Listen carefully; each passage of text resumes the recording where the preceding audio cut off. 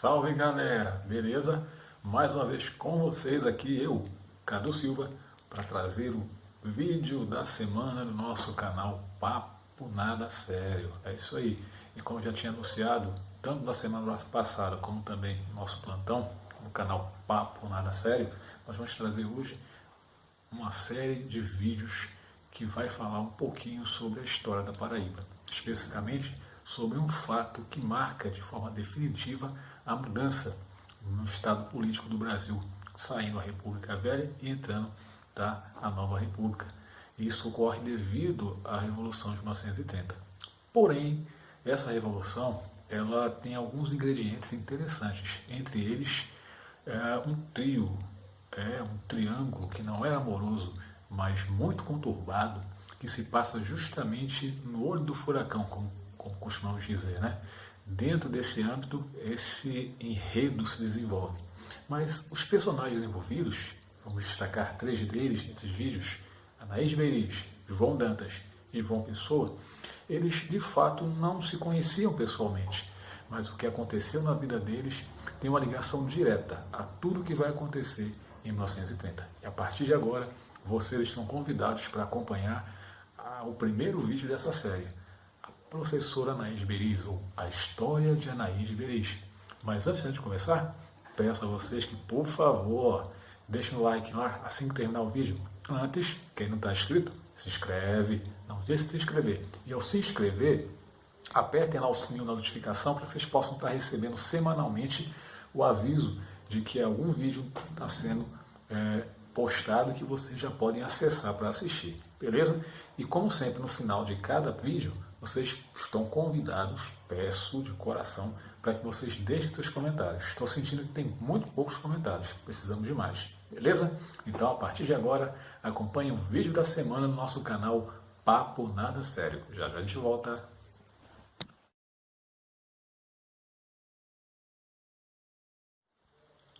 Mulher, jovem, bonita e um talento infindável para a poesia. Assim era Anaís Beris, a nossa pantera dos olhos dormentes. Por quê?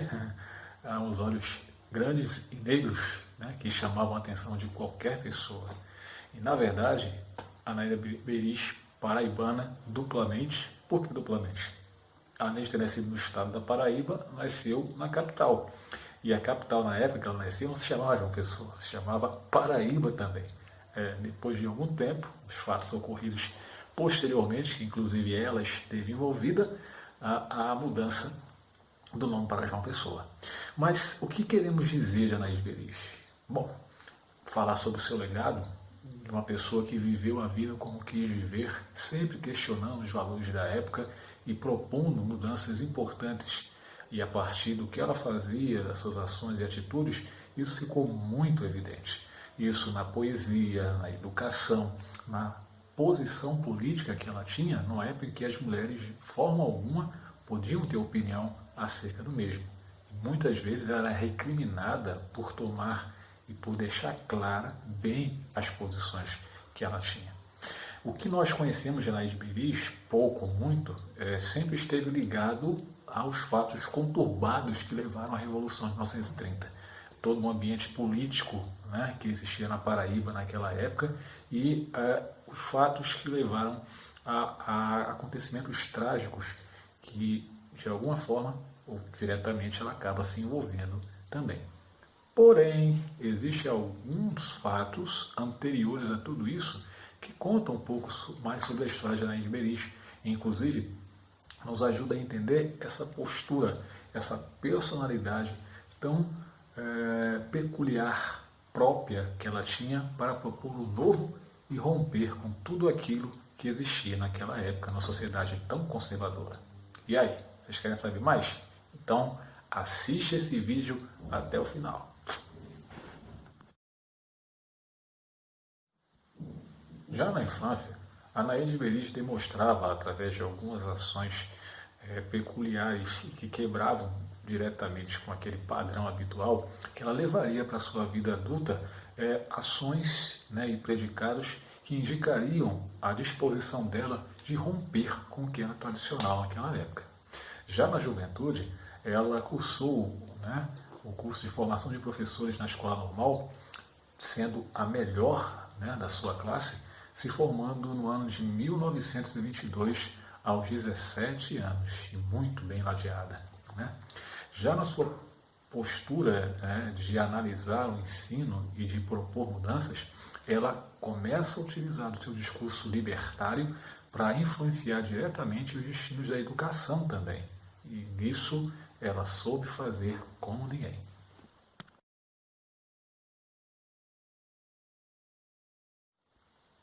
Bom, depois de formada, ela vai lecionar, né, numa colônia de pescadores lá em Cabedelo, que atualmente é uma cidade, naquela época não era, hoje é uma cidade, que é no litoral aqui da Paraíba, e ali ela vai utilizar, né, dos elementos dos quais as pessoas estão habituadas a lidar no seu dia a dia, para começar a alfabetizá-los. Interessante, né? E é um método que naquele momento, para aquela época, foi extremamente eficiente. Ela obteve um sucesso incrível utilizando esse método para ensinar essas pessoas. Tanto é que hoje ela é considerada uma das pioneiras, tá? Na fase de educação de jovens e adultos, que nós conhecemos como EJA. Tá? E hoje é utilizado amplamente no Brasil afora. Então ela foi nesse aspecto aí didaticamente correta, né? E ajudou a alfabetizar muitas pessoas com esse método peculiar que ela tinha. Já na questão, como escritora e jornalista, ela também se destacou bastante, né? Porque os textos que ela escrevia tinham características modernistas, né? Textos realmente avançados e para aquela época considerados um tanto raros no conceito, né, de conservadores, porque não tinha nada de conservador, como eu falei para vocês, eram textos que se encaixavam mesmo no processo do modernismo. Tanto as pessoas, pelo menos os editores de revistas naquela época, né, as pessoas que liam, se identificavam tanto com o que ela escrevia, principalmente o público feminino, que ela foi convidada, né, para escrever colunas em duas revistas da época. Uma era a Revista da Cidade, em Recife, e a outra era a Era Nova, aqui na Paraíba. E, de fato, artigos periódicos com muito sucesso e que alcançavam muitas pessoas, principalmente mulheres, como eu falei, ao ler esses artigos, para que elas pudessem se inteirar das ideias que a Anaíde tinha acerca do papel da mulher em si na sociedade, que, por ser tradicional, não permitia às mulheres pensar de forma diferente.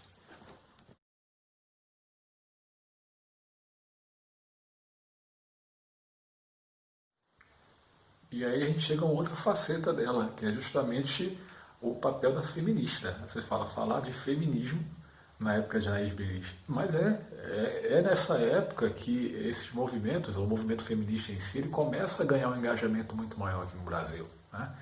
E, coincidentemente ou não, tá? É nesse momento que a Anaís começa a expor de forma muito mais ampla aquele pequeno processo de ruptura que ela iniciou lá na infância. Lembra quando a gente iniciou o vídeo? A gente falou sobre isso, de querer romper com tudo que era tradicional, e ela fez isso de forma quase espontânea, não quase, mas espontânea realmente, e se veio para abalar, ou se tinha a intenção de abalar, o fato é que ela tinha conseguido, né, uma postura de ruptura constante nas ações que ela tinha. Um exemplo, o cabelo à la garçon, né? Você imagina aí, em plena década de 20, uma mulher de uma sociedade tradicional, né, se dirigir não a uma cabeleireira, mas a um salão de barbeiros, né, e exigir, inclusive pagando, para que o cidadão, o barbeiro, cortasse o seu cabelo à la garçon, né, que é um cabelo bem curtinho, e que escandalizava no Brasil, não na Europa, principalmente na França, porque as mulheres tinham já esse costume, já tinham uma mentalidade mais avançada e os movimentos feministas já eram muito mais efetivos, mas aqui no Brasil, para a mulher era usar um cabelo daquele estilo era o mesmo que ser chamada de meretriz, porque só, de fato, quem usava cabelo lagaço naquela época eram as meretrizes. E ela teve a ousadia, a coragem, né, de romper com isso e mostrar que ela, como mulher, ela podia escolher, decidir como iria se pôr dentro da sociedade, né? o seu modelo de cabelo. Não ficou só no modelo de cabelo, também na questão do pensamento, das palavras, das ideias, de tudo que ela pensava realmente. Então, nesse aspecto aí, ela empreende a questão da ruptura e vai, de alguma forma ou de outra, influenciar mais e mais as feministas que viriam posteriormente. Tanto que alguns falam assim, ela é uma mulher à frente da sua época. Não é que ela seja à frente da época dela. Os pensamentos, as ideias, as atitudes, as ações dela mostravam isso.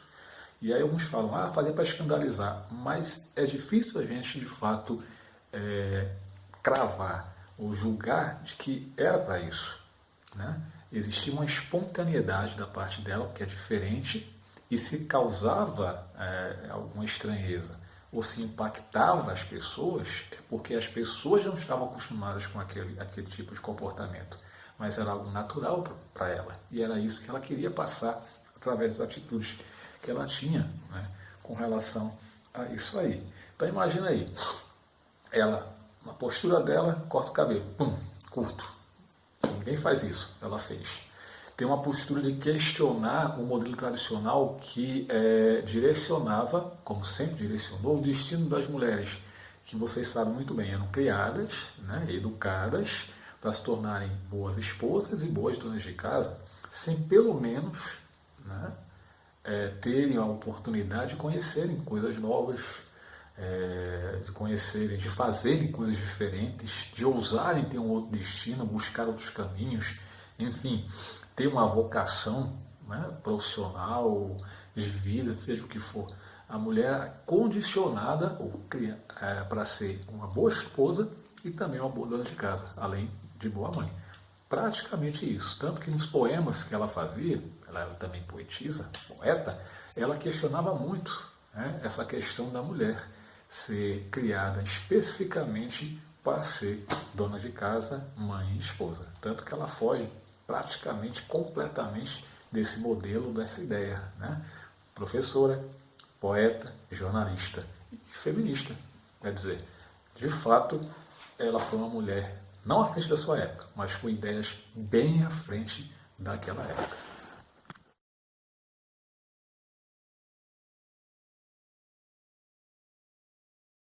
É bem verdade que muitos de vocês, muitos de nós, até eu, até então, tinha a Anaís Beris condicionada ou ligada diretamente ao seu romance, né, com o advogado e também jornalista João Dantas. E, na verdade, foi um relacionamento muito intenso, como nós conhecemos pela história em si e ao que esse relacionamento levou os dois. No entanto, antes de João Dantas, né, esse fato também é contado, ela teve um romance, tá? Pelo que se consta, foi até um romance mais longo do que o romance com João Dantas, que durou basicamente 2 anos, né? Porque coincidentemente esse namoro começou em 1928, que coincidiu com a posse de João Pessoa como presidente do estado da Paraíba. Coincidência ou não, são os 3 personagens que nós estamos tratando desses vídeos, dessa série de vídeos. Né? Mas voltando a esse outro romance, era com um rapaz chamado Heriberto Paiva, que ela carinhosamente ou apaixonadamente ela chamava de Eri, né?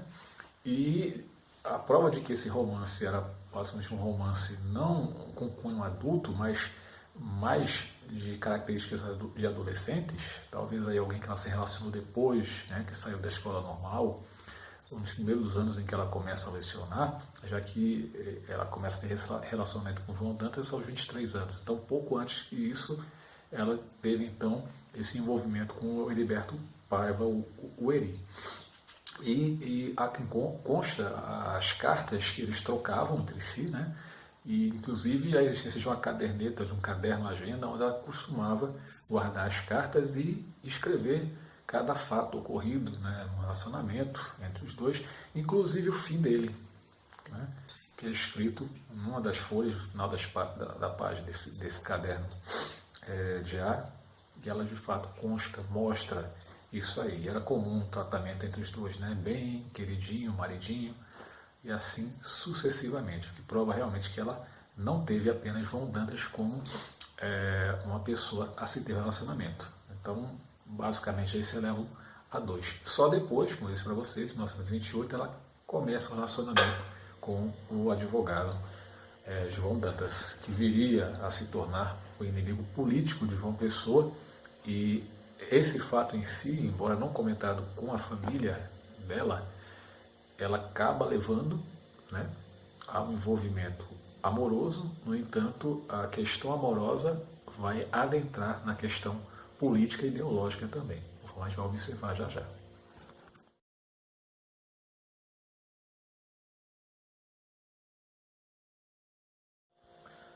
Lembro que eu disse há pouco a vocês que o romance entre João Dantas e Anaís Beris se inicia em 1928, coincidentemente o mesmo ano que João Pessoa havia assumido a presidência, né, da Paraíba. Presidência porque naquela época o governador era chamado de presidente, vamos dizer assim, o governo do estado da Paraíba. E assim, é notório que existia entre eles, entre João Dantas e Anaís Beris, algumas diferenças, né, de âmbito, eu não diria só de âmbito social, mas também de âmbito ideológico e político, né? Tanto que eles chegavam até algumas discussões com relação a isso. É interessante que algumas pesquisas que destacam esses aspectos aí, principalmente o livro do roteirista José Joffre, Paixão e Morte na Revolução de 1930, que foi inclusive usado como base, né, para o filme de Teisuo Yamazaki, Paraíba, Mulher Macho, né?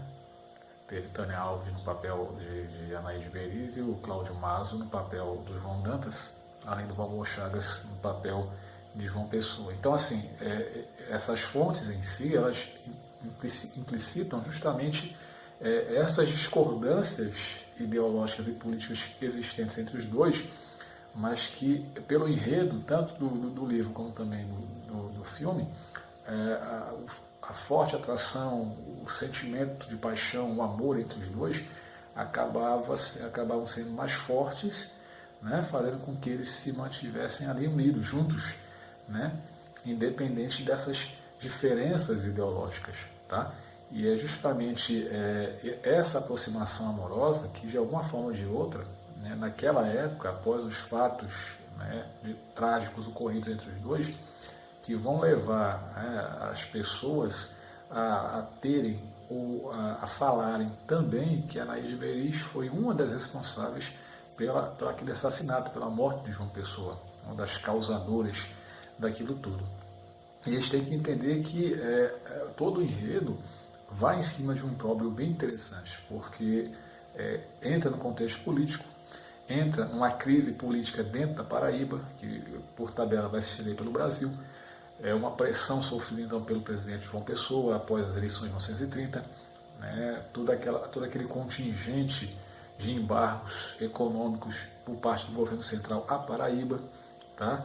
Uma revolução ou uma guerra civil interna ocorrendo, quando a capital, a Paraíba, se conflita, né, com os interesses coronelistas lá no interior da Paraíba, principalmente em Princesa Isabel, onde o Coronel Zé Pereira, ele se opõe à política, né, de João Pessoa, que tinha como marca principal evitar a fuga das divisas daqui da Paraíba para Pernambuco, uma vez que lá pelo interior, pelo sertão, tinha-se, né, esse veio, essa passagem dos produtos paraibanos para lá, para fugir dos impostos, né? E quando ele massifica isso aí e implementa essa política, inclusive dizendo em seu discurso de posse que vai cobrar impostos, inclusive dos ricos, há um endurecimento por parte dos políticos paraibanos, né, que antes eram aliados de João Pessoa, contra ele. E esse discurso é comprado também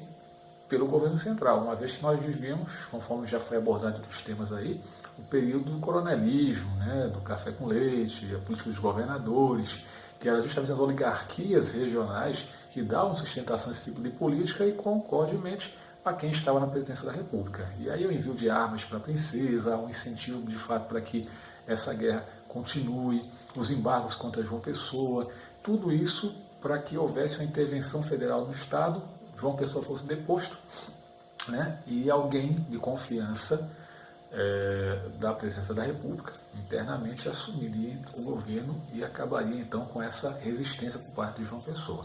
ele decide então ir para Recife. Antes, como vocês já sabem, há uma batida lá nas casas de supostos acusados e simpatizantes de Zé Pereira, entre eles o próprio João Dantas, em busca de armas. No sobrado de João Dantas, só o que se encontra são cartas trocadas entre ele e Anaíde Beris, cartas íntimas que acabam sendo apreendidas, levadas para a delegacia e depois expostas. E vai sair justamente também impressa no jornal da época, né? No jornal oficial, no Diário Oficial, o jornal do governo. E nesse período aí de conturbações, João Dantas, para não sofrer represália, já estava em Recife. E lá ele acaba, então, adquirindo os exemplares do Diário Oficial aqui da Paraíba. E lá ele verifica tudo isso. E a Anaíde, preocupada, né, com o que ele possa vir a fazer, parte para Recife para evitar que socorra. Mas, infelizmente, ela não consegue chegar a tempo. Né? Junto com o primo de João Dantas, o Lúcio Caldas, eles vão, né, até a confeitaria Glória, no centro de Recife, mas quando chegam lá, o fato já havia sido consumado. João Dantas mata João Pessoa e então abre, né, um parênteses aí para que possa vir a acontecer em outubro a Revolução de 1930. João Dantas é preso junto com o primo, a Anaíde foge, não volta para Paraíba, né, e aí com medo de que a polícia possa vir detê-la, né, ela acaba se refugiando lá, já em outubro, numa espécie de asilo, né, para idosos, chamado Bons Passos, em Recife. E quando ela sabe então da morte de João Dantas, ela costumeiramente ia visitar, né, enquanto esteve lá, até que ele veio a se suicidar, que há muita controvérsia em relação a isso. Uns dizem que ele se suicidou, né? A história oficial é essa, mas a lista oficial diz que ele foi morto, né? E aí fica aquela discussão: você acha o quê? Que ele morreu ou suicidou? Deixa o comentário de vocês lá no final, para a gente poder ter uma ideia de quantas pessoas defendem uma tese e quantas acreditam na outra. Eu tenho a minha opinião, não vou dar, mas enfim, fica a critério de vocês lá colocar nos comentários qual foi a causa da morte de João Dantas. E ela, já não tendo para onde ir, mais o que fazer, teve a intensidade do amor, né? Ela não enxergava, idealista que ela era, feminista que ela era, uma pessoa de ideias avançadas, mas a questão do amor foi tão forte, a decepção com a perca também bem maior, e ela acaba então dando cabo da sua vida. Quando ela chega no dia 19 nesse asilo e é recebida, né, pela irmã que dirige aquela ordem ali, ela já chegou tendo ingerido veneno. E aí, em agonia, no dia 22 de outubro de 1930, ela acaba morrendo, né? E assim, segundo o relato da época, ela acaba sendo enterrada como indigente e não deixa lá um grande acervo, né, em termos de documentação, para que a gente possa nos aprofundar um pouco mais nessa vida tão curta, mas ao mesmo tempo tão efetiva, né, tão vibrante e tão ampla que ela viveu naquela época.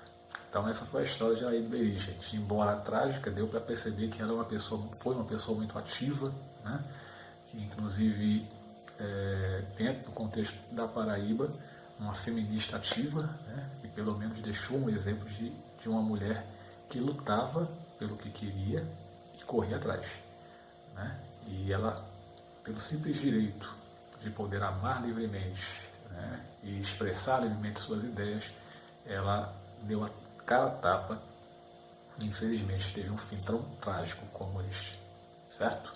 Espero que vocês tenham gostado do vídeo de hoje. Foi um vídeo temático muito interessante. Eu até me emocionei na pesquisa em si, né, para poder fazer para vocês e ver de uma pessoa tão ativa, né, e que pôde realmente dar essa contribuição para a educação, né, para o jornalismo, para a literatura e, acima de tudo, para o movimento feminista. Fica aí esse exemplo de ruptura constante que ela demonstrou durante a sua vida. A ruptura contra o sistema e as coisas tradicionais, né, contra o conservadorismo, muitas vezes exagerado, contra a sociedade patriarcal, né, que existia naquela época de uma forma muito mais veemente e ainda existe hoje, mas que dentro de um contexto de respeito, educação e ética, ela soube fazer como ninguém. Pessoal, Beijo, abraço para vocês, mais uma vez obrigado pela atenção e na próxima semana a gente vai dar continuidade à série Paraíba Mulher Macho, João Dantas. Vamos conhecer um pouco mais sobre aquele homem que, além de ter sido namorado, amante de Anaíde Beris, também foi um inimigo político de João Pessoa e causador da sua morte. Vamos conhecer um pouco mais da história dele. Finalzinho, ó, deixa o like lá se você gostou. Se não gostou, pode apertar também. Mas se gostou, deixa lá. Se inscreve quem não se inscreveu. E, ó, gente, os comentários, inclusive, para responder aquele questionamento que eu fiz ainda há pouco. Tá certo? Tchau. Até a próxima quarta-feira com mais um vídeo no nosso canal Papo Nada Sério. Tchau, pessoal.